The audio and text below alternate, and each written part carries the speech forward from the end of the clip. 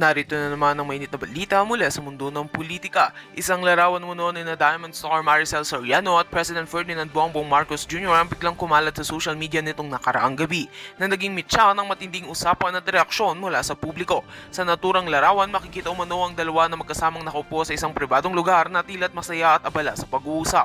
Wala pang kumpirmasyon kung kailan at saan kuha ang larawan, ngunit agad itong naging viral matapos i-upload ng ilang netizens sa Facebook at X.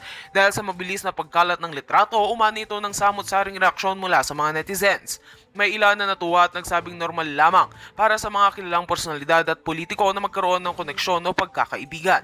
Subalit may ilan ding naghinala at nagtanong kung may kaugnayan ito sa politika o sa nalalapit na mga isyu sa gobyerno. Ang iba naman ay nagbiro pa na baka may bagong proyekto o pelikulang pagsasamahan ng Pangulo at ng aktres. Samantala, nananatiling tikom ang bibig ng kampo ni Maricel Soriano at Malacanang hinggil sa naturang larawan. Ayon sa ilang malapit sa aktres, posibleng ito ay kuha sa isang charity event o private gathering kung saan inimbitahan lamang ang Pangulo.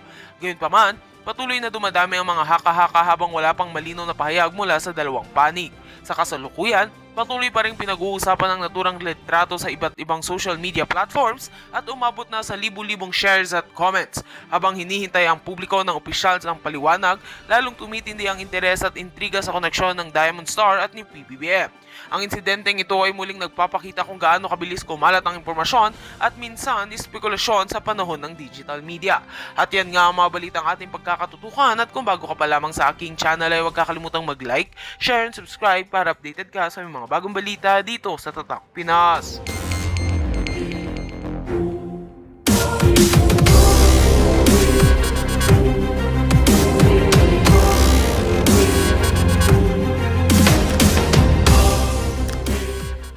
Si Martin Romualdez. Nakialam ba ang Senado doon?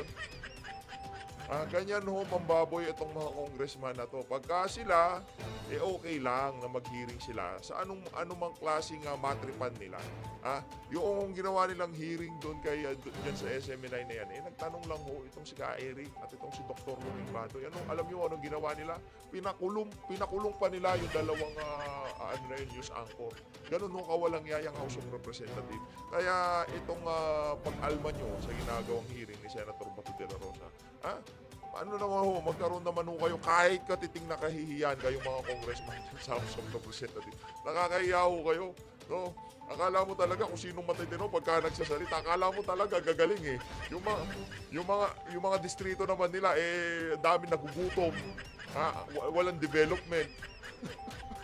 Diba ho?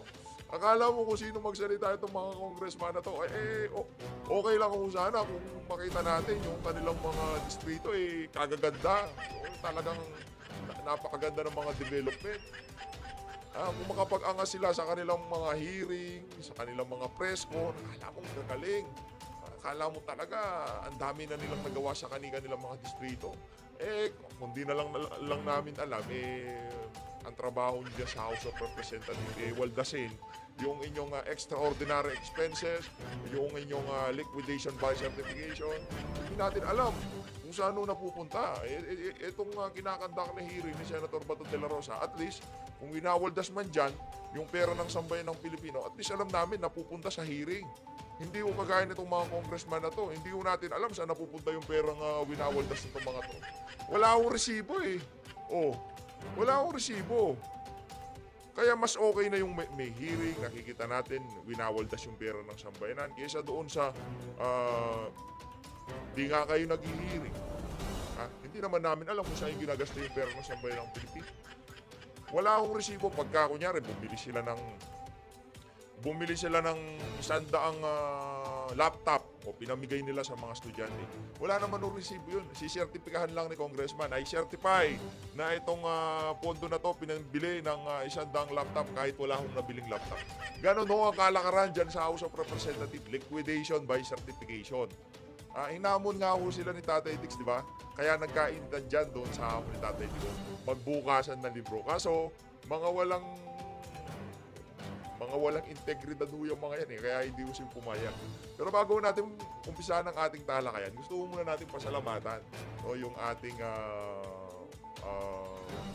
mga bagong subscriber dito sa PH page. Shoutout sa ating 15,700 new subscriber. Maraming salamat to. Palakpakan natin sila.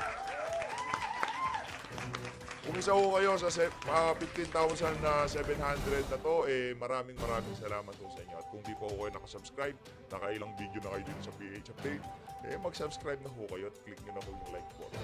Ayun na nga no, mga kababayan, gusto ho muna natin talakayin itong pag-atake nitong mga Vietnamese Facebook account dito kay PBA Party List Mix Nograles. Madam,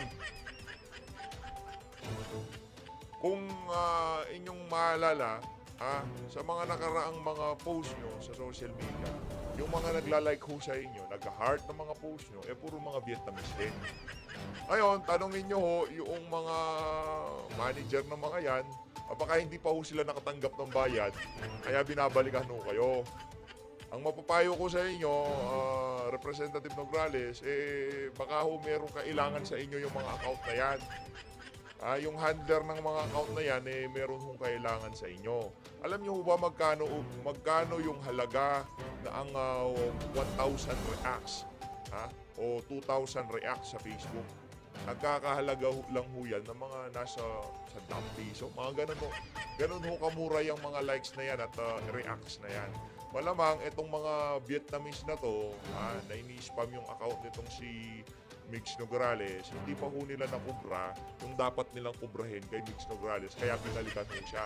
Madam, check nyo ho, i-PM nyo ho sila, DM nyo sila, baka meron ho silang gusto sa inyo. Okay? Kung meron ho kayong hindi pa nasisettle sa mga account na yan, isettle nyo na dahil hindi ho kayo titigilan ng mga yan. Yan ho ang hirap sa mga troll farm. Pagka hindi ho nila nakuha yung bayad, talagang babalikan nila. Okay lang naman ho yan. Liquidation by certification naman ho kayo dyan. No? Hindi naman namin alam kung saan yung binahold na pera natin. Kaya sige na ho, i-PM nyo na sila. I-DM nyo na sila para matapos na yung problema nyo sa mga account nyo dahil hindi ko kayo titigilan ng mga troll account. Ayun na nga mga kababayan, ngayon naman dumako tayo dito kay dito muna sa congressman na kini-question yung investigasyon na ginakandak dyan sa Senado. Pakinggan nyo ho itong napakahusay na congressman na to. Ano ba distrito nito? Ano ba distrito nitong bata na to? Bakit akala mo talaga Rep D? Pakinggan natin.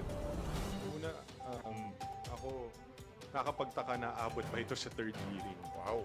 This is a clear waste of time, Wow. waste of government's money. Wow!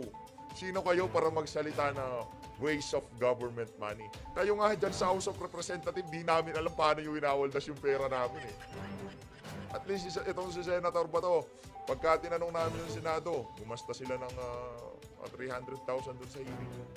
Malit lang ho yun. Bilyon ho ang pondo ng mga walang yan. Naka 300,000 kada hearing.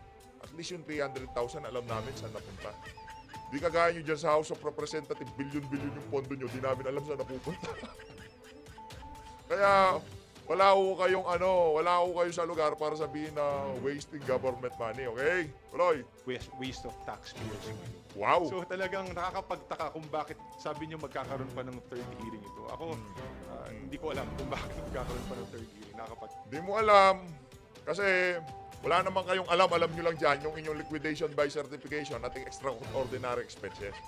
Yun lang alam nyo dyan. Wala naman kayong alam. Kailan ba kayo nagkaalam? Wala talaga kayong alam. Di nyo nga alam paano pababain yung presyo ng mga pangunahing bilihin Palalaman nyo pa kaya yung dahilan kung bakit iniimbestigahin yung PDEA leaks na yan? Paano kung yung nag-leak na yan, top secret information ng ating pamahalaan at napunta ito sa China, sa iba't ibang mga bansa? Hindi naagapan yung mga ganyang klaseng insidente. Hindi mo pa rin alam, wala kang alam, ibig sabihin. Pagtaka talaga ito. Ayun. Of course, Palakpakan muna natin itong si Congressman Malusog. Tingog Party List. Pinakamalusog na congressman. Ay, nako ng Pedro Karamata. Sir, napaghahalata ka na. Hindi mo na may kakaila yan. Aminin mo man sa hindi. Tingog Party List Representative Jude Asidre. Aminin mo man at hindi. Alam namin saan nanggaling yung katawan mo na yan. Hindi, ano lang naman yun, dominem naman. Di konektado sa pinag-uusapan natin. Hayaan na natin. Pero, pinakamalusog na congressman, banat. Yung katawa-tawa na ipatuloy pa ang mga hearings kung saan nakikita naman natin na halos wala nang patutuuhan at kung ano-ano na lang mga kwento para lang ang mahirap dito. Yung ramdam ko yung takot nila. Ramdam ko yung takot nila na pagka bumalik na ditong administrasyon ni Marcos Jr. Lahat ng tinatamasa namin pribilehiyo, kwarta, ano ba, yung liquidation by certification, baka mawala, kaya kailangan namin magtanggol ng administrasyon, baka mawala itong natatamasa namin ngayon. Kaya kung kailangan i-chacha yan, manatili tayo sa kapangyarihan, mga brad. Dito, clearly someone is benefiting from the opportunity and the audience para siraan ang Pangulo at ang administrasyon. Okay. Okay na yun.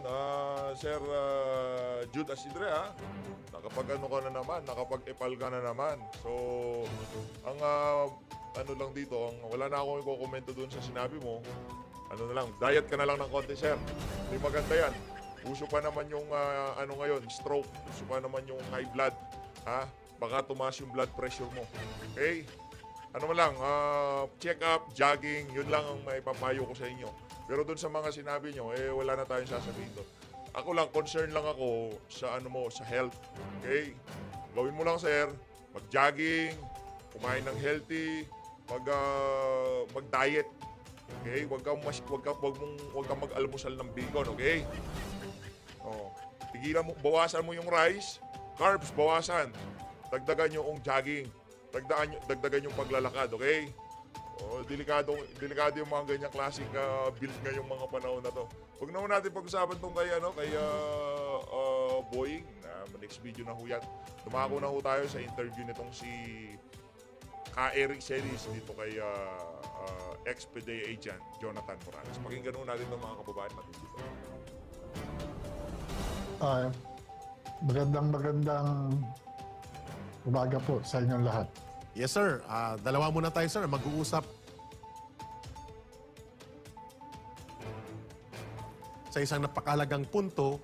Napakagaling po ng inyong pagtindig ng buong loob. Nakita po ng buong bayan na bit-bit po ninyo ang tatag ng loob. Kapanatagan ng isip na bit-bit mo ang katotohanan na kahit saang impyerno ka isalang at anong buhos ng apoy ng pagkagalit ng mga gusto kang patahimikin, hindi po kayo nagpatinag. What keeps your courage inside Congress? Nakaharap mo yung mga gaya ni Senator Jingo Estrada na pilit kang sinisira instead na pakinggan ang mensahe mo, sinisira nila ang mensahero. At alam natin na ang kanyang purpose doon is demolition job, not to ferret out the truth and listen to the truth. And iba pa mga senador na nagbabaliwala, ini-ignore ka, minamaliit yung iyong presensya, hindi binibigyang pansin ang kahalagahan at bigat ng inyong paghahayag doon sa Senado. Go ahead po, Sir Jonathan Morales. Saan pong hugot ng tapang at lakas ng loob ninyo?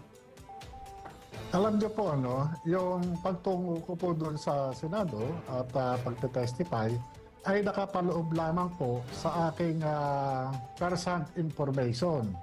Patungkol po doon sa pag-reduce ng source statement ng confidential informant patungkol doon sa kanyang personal knowledge, doon sa di umano ay nagaganap doon sa Unit 46C ng Rizal Tower doon sa Rockwell, Barangay Poblacion, Makati City. At ito, para sa kaalaman ng mga senador, gaya ng kanilang mga sinasabi na tila ako yung nag-aakusa doon sa mga personalidad na naandoon sa report at doon sa pre-ops at saka doon sa authority to operate. Mali po yun. Correct. Ako po ay nandoon lamang sa Senado upang sabihin o patotohanan na yung mga dokumento na lumabas sa publiko ay ako po ang gumawa noong 2012. Natapos ko po nakuhanan ng salaysay yung confidential informant na nag-report doon sa alleged nefarious activities noong sinasabi niya na politician Bongbong Marcos at yung actress na si Maricel Soriano at iba pa. So doon lamang po, no? At mali yung ng mga senador, ng mga na sinasabi na yung aking daladalang sinasabing impormasyon ay panay hearsay. Tataka nga ako kung bakit napupunta doon sa punto na yon at talagang sinikap na gibain yung aking pagkatao. Yes. Dahil nga lumabas na talaga doon sa issue. Yes, Ngayon, sir. doon sa Go. katatagan ng Ng loob na mo. namalas ng mga tao sa akin dahil wala naman iba akong sasabihin kundi patungkol lamang doon sa aking personal information na ipinagkaloob ng confidential informant na merong personal knowledge. Yun lang po. Yun, klaro. Meaning to say, sir, kung i-reduce ko yung argumento na yan, yung courage and buong loob na ipinakita mo sa harap ng harassment and intimidation sa'yo, obviously, in-intimidate ka, tinaharas ka ni Senator Jingo Estrada. That's the way it should be. Pansin ko lang parang ang nangyayari dito sa interview na to ay pakintaban mo mga kababayan. Di ba, ano lang natin, enlighten lang natin yung mood kasi masyadong intense tong interview na to. Itong si Ka Eric, dito kay Sir Jonathan Morales. Ito dito sa mga congressman na to, noon ba nga inimbestigahan nyo yung SMNI? Ano ho bang napala namin sa investigasyon na yon? Wala hong napala sa bayan ng Pilipino. Napakulong lang itong si Ka Eric, at itong si Dr. Lorraine Badoy sa mga hindi katanggap-tanggap na mga kadahilanan ng mga congressman dyan sa House of Representatives. Etong issue na iniimbestigahan sa Senado at gustong gawan ng totoong in aid of legislation, ito ho mahalaga. Dahil pinag-uusapan dito, kung sakaling magkaroon ng mga ganitong klaseng debates, alam natin kung ano mga kaparusahan na ibibigay doon sa mga lalabag sa gagawing batas ng Senator Pilipinas. Sa inyo, ano yung na-achieve nyo? Meron, napasara yung SMNI. Okay, yun. Naipatigil yung pagsasalita ni Tatay Digong doon sa Gigan sa Masa. Okay. Nawala na yung laban kasama ang bayan. Wala na. Na-achieve ho nila yon. Yung tatlong programa na nabanggit natin na yon at yung istasyon, talagang nation building ho ang tinututukan ng SMNI. Yun ho ang inatake nitong mga congressman na to. Ayos. Napakaganda ng achievement nyo dyan sa House of Representatives. Look at, yun naman talaga. At ini-ignore ka ng ibang mga senador na nagmamagaling doon na parang ikaw ay walang kwentang witness. Si Senator Bato lang yata nagbigay ng mabigat na analysis at importance doon sa mga nire-reveal mo. Hindi ka nagpatinag. Why? What is running in your heart and in your mind? Alam niyo po, bilang investigador, hindi naman po yung mga ganong katanungan na irrelevant dun sa issue. Hindi naman po talagang dapat pinapansin yun eh. Ang importante yung nakatutok dapat dun sa talagang issue. Ano ba talaga yung dapat natin ma-achieve dito? Correct. Kaya tayo nag-imbita ng mga resource person, halimbawa, kaya sila nag-imbita, dapat makuha nila yung sustansya ng issue. Bakit nailabas yung dokumento? Correct. Ano yung nilalaman ng dokumento? Yun po eh. Tama. Yun yung issue. Hindi yung babarilin, tatadtarin yung yung nag-imbestiga. Yung bang kaya nga ang tanong ko eh. Tama. Yung bang nag-imbestiga ang nag-akusa? Yung bang nag-imbestiga yung nagsabi na itong si ganito, si ganyan? Hindi eh. Yung pagkakalabas ng mga pangalan ay doon po sa dokumento nagmula. Ito po yung nilalabas ng isang vlogger na si Maharlika.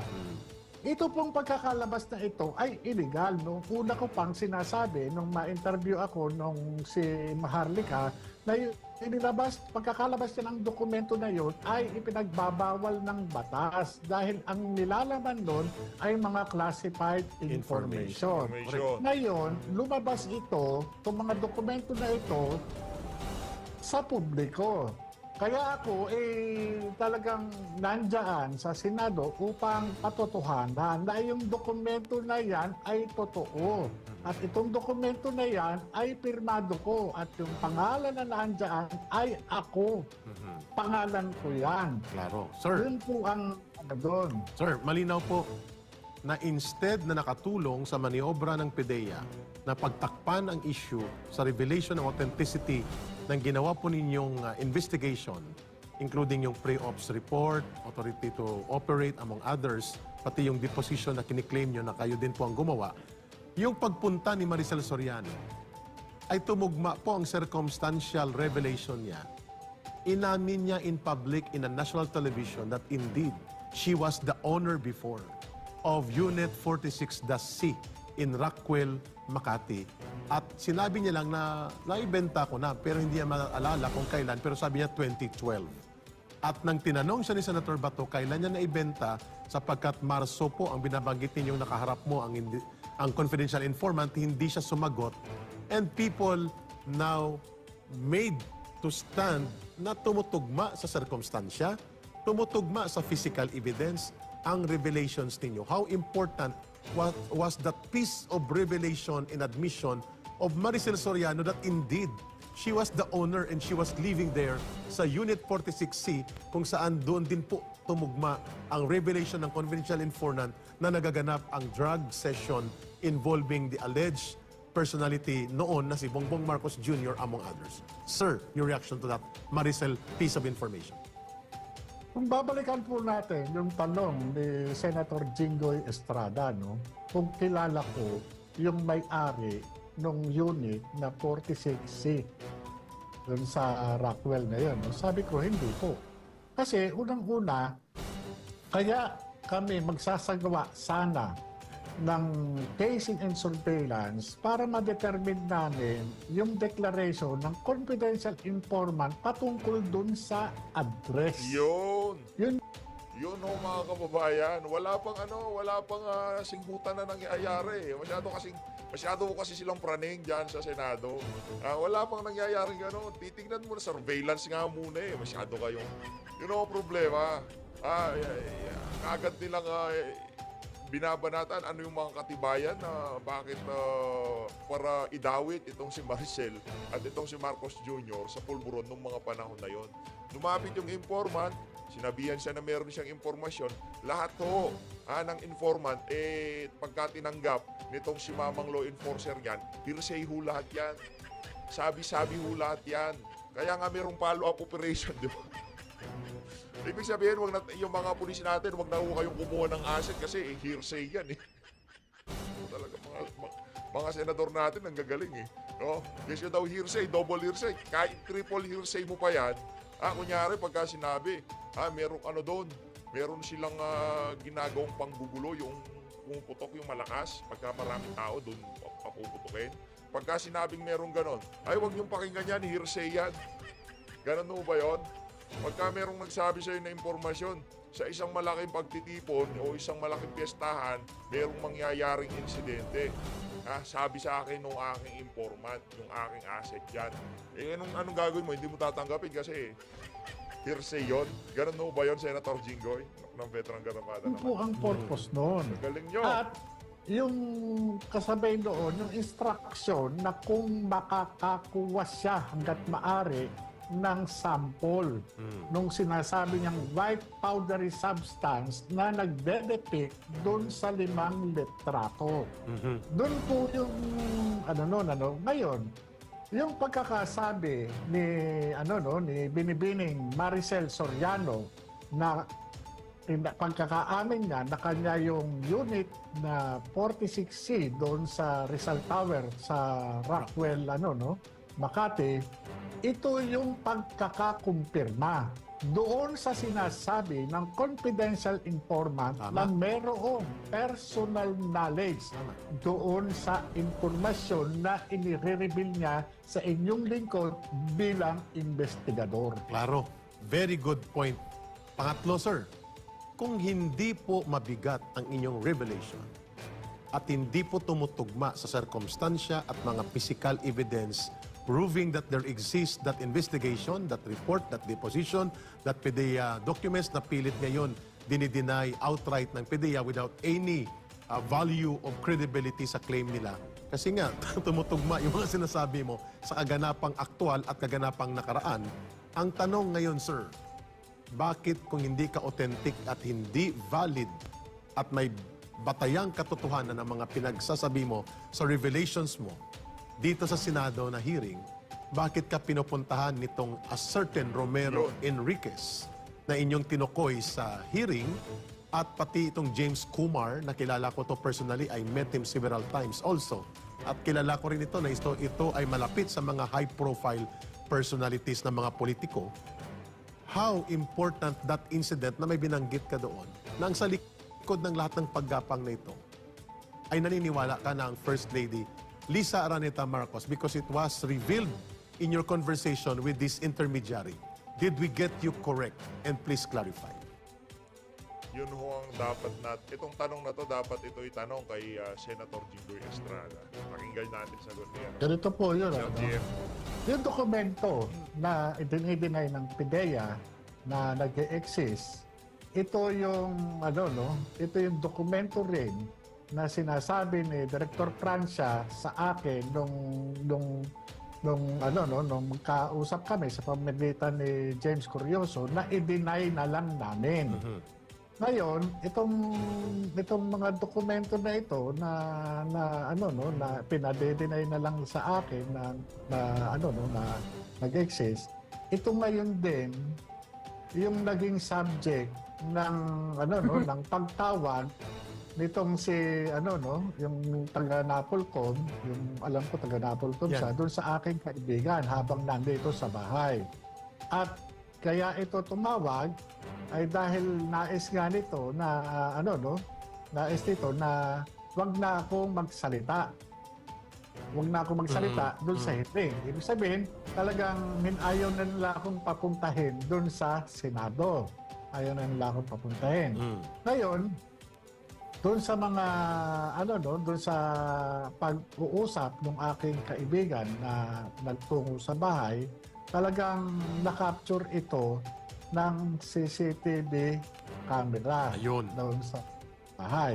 Sa katunayan, ay habang nag-uusap itong aking kaibigan, kausap yung taga Napolcom, kitang-kita doon sa cellphone yung muka ng kanyang kausap kasi nga video call. Video call. At doon may mga nabanggit na Bombay, nabanggit na James Kumar, may nabanggit na Lam at Lisa. Klaro. So, yung mga detalye na yon ay siguro at na lang na doon sa hearing. Yeah, we will. At yun nga, nagtataka nga rin ako at nagkaroon din ako ng